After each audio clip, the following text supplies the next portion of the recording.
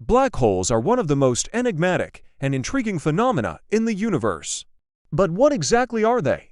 At their core, black holes are regions in space where the gravitational pull is so strong that nothing, not even light, can escape from it. The boundary surrounding a black hole is called the event horizon. Once something crosses this horizon, it is inexorably drawn into the black hole and can never escape. The idea of black holes comes from Albert Einstein's theory of general relativity. When a massive star exhausts its nuclear fuel, it undergoes a supernova explosion. What remains can collapse under its own gravity, forming a black hole. There are different types of black holes: stellar, supermassive, and primordial. Stellar black holes form from collapsing stars.